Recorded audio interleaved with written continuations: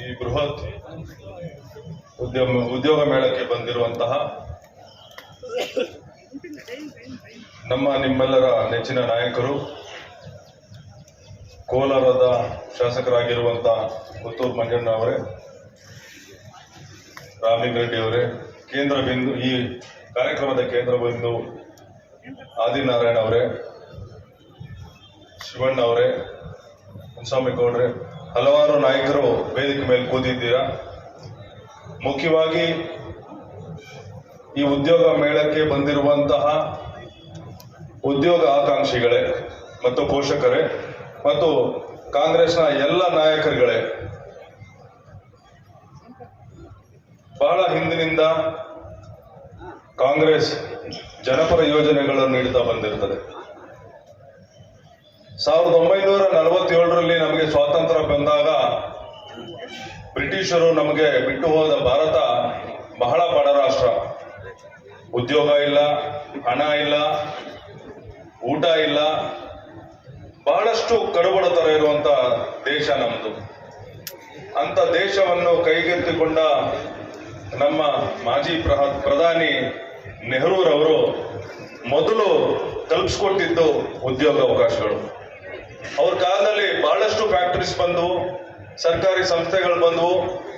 ಬೆಂಗಳೂರಲ್ಲೇ 9 ಸಂಸ್ಥೆಗಳು ನಮ್ಮ ಕನ್ನಡಿಗರಿಗೆ ಕಲ್ಪಿಸ್ಕೊಟ್ರು.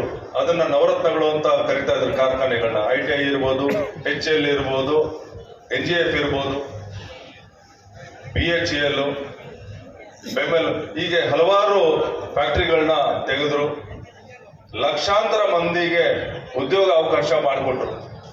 ನಂತರದ ದಿನಗಳಲ್ಲಿ ಇಂದಿರಾ ಗಾಂಧಿ ಅವರು ಬಂದರು ಮತ್ತು ರಾಹುಲ್ ಗಾಂಧಿ ಅವರು ಬಂದಾಗ ಒಂದು ಕ್ರಾಂತಿನೇ ಉಂಟು ಮಾಡಿದ್ರು, ವೈಜ್ಞಾನಿಕ ಕ್ರಾಂತಿ ಅಂತ ಹೇಳಿ. ನಿಮಗೆ ಕಂಪ್ಯೂಟರ್ಸ್ ಇಂಟ್ರೊಡ್ಯೂಸ್ ಮಾಡಿದ್ರು, ಮೊಬೈಲ್ಸ್ ಇಂಟ್ರೊಡ್ಯೂಸ್ ಮಾಡಿದ್ರು. ನಂತರ ದಿನಗಳಲ್ಲಿ ಮನಮೋಹನ್ ಸಿಂಗ್ ಅವರು ಫೈನಾನ್ಸ್ ಮಿನಿಸ್ಟರ್ ಆಗಿದ್ರು PV ನರಸಿಂಹರಾವ್ ಅವರ ಕಾಲದಲ್ಲಿ. ಅವರು ತಂದಂತಹ ಸುಧಾರಣೆಗಳು, ಗ್ಲೋಬಲೈಸೇಷನ್, ಇದೇ ರೀತಿ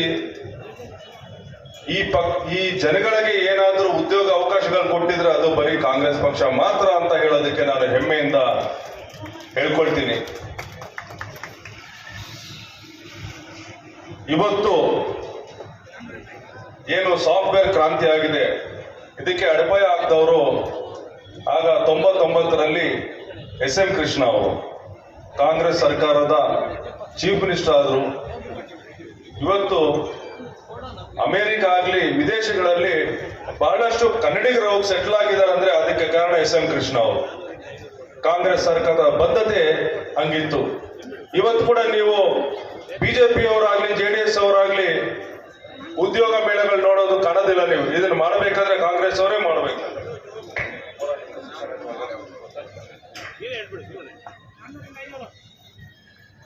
ನಾನೂರರಿಂದ 500 ಅಭ್ಯರ್ಥಿಗಳು ಒಳಗಡೆ ಹೋಗ್ಬೇಕು ಅಂತ ಹೇಳ್ಬಿಟ್ಟು ಮನವಿ ಮಾಡ್ಕೊಳ್ತಾ ಇದ್ದೀವಿ.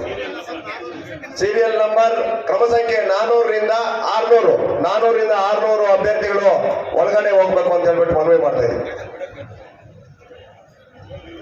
ದಯವಿಟ್ಟು ಸೀರಿಯಲ್ ನಂಬರ್ 400ರಿಂದ 600ವರೆಗೆ ಮೇಲ್ಗಡೆ ಇಂಟರ್ವ್ಯೂ ಸೆಂಟರ್ಗೆ ಹೋಗ್ಬೇಕು.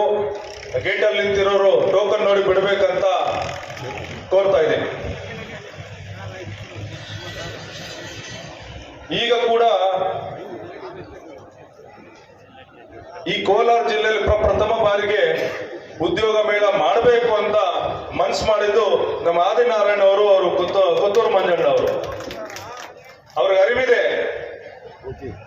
ಕೇಂದ್ರ ಸರ್ಕಾರ 10 ವರ್ಷದಿಂದ BJP ಆಡಳಿತಕ್ಕೆ ಬಂದ ಮೇಲೆ ಅವ್ರದೇ ಡೇಟಾ ಹೇಳುತ್ತೆ 50 ವರ್ಷಗಳಲ್ಲಿ ಇಷ್ಟು ಕಡಿಮೆ ಉದ್ಯೋಗಗಳು ಇರಲಿಲ್ಲ. ಹಾಹಾಕಾರ ಇದೆ. ಜನ ಓದ್ತಾ ಇದಾರೆ, ಮಕ್ಕಳು ಓದ್ತಾ ಇದಾರೆ, ಆದ್ರೆ ಉದ್ಯೋಗಗಳು ಸಿಗ್ತಾ ಇಲ್ಲ ಅಂತ ಅದೇ ಡೇಟಾ ಕೇಂದ್ರ ಸರ್ಕಾರ ಡೇಟಾನೇ ಹೇಳ್ತಾ ಇದೆ. ಅದನ್ನ ನಿವಾರಿಸೋದಕ್ಕೆ ಕಾಂಗ್ರೆಸ್ ಸರ್ಕಾರ ಎಲ್ಲೆಲ್ಲಿ ನಮ್ಮ ಕಾಂಗ್ರೆಸ್ ಸರ್ಕಾರ ಇದೆಯೋ ಆದಷ್ಟು ಪ್ರಯತ್ನಗಳನ್ನ ಮಾಡ್ತಾ ಇದ್ದೀವಿ. ನಾನು ಆದಿನಾರಾಯಣ ಅವರಿಗೆ ಕೃತಜ್ಞತೆ ಹೇಳ್ತೀನಿ. ಇಂಥ ಹೆಚ್ಚು ಹೆಚ್ಚು ಜನಪರ ಕಾರ್ಯಕ್ರಮಗಳು ಮಾಡಬೇಕು, ಹೆಚ್ಚು ಜನಕ್ಕೆ ಸಹಾಯ ಆಗಬೇಕು.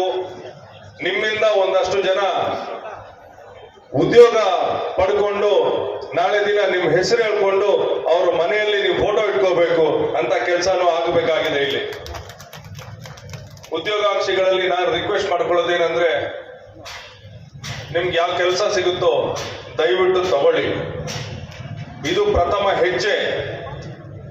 ನಿಮ್ ಟ್ಯಾಲೆಂಟ್ ನೋಡಿ ಉದ್ಯೋಗ ಕೊಡ್ತಾರೆ. ನೀವು ಸಂಬಳ ಕಡಿಮೆ ಆಯ್ತು ಅಥವಾ ಸಾಕಾಗ್ತಾ ಇಲ್ಲ ಅಂತ ಮಾತ್ರ ಉದ್ಯೋಗ ನಿರಾಕರಣೆ ಮಾಡಬೇಡಿ. ಯಾಕಂದ್ರೆ ಬಹಳಷ್ಟು ಕಷ್ಟ ಇದೆ. ಬಹಳಷ್ಟು ಕಷ್ಟಪಟ್ಟು ಸುಮಾರು 30ಕ್ಕಿಂತ ಹೆಚ್ಚು ಕಂಪನಿಗಳಲ್ಲಿ ಸೇರಿಸಿದೀವಿ.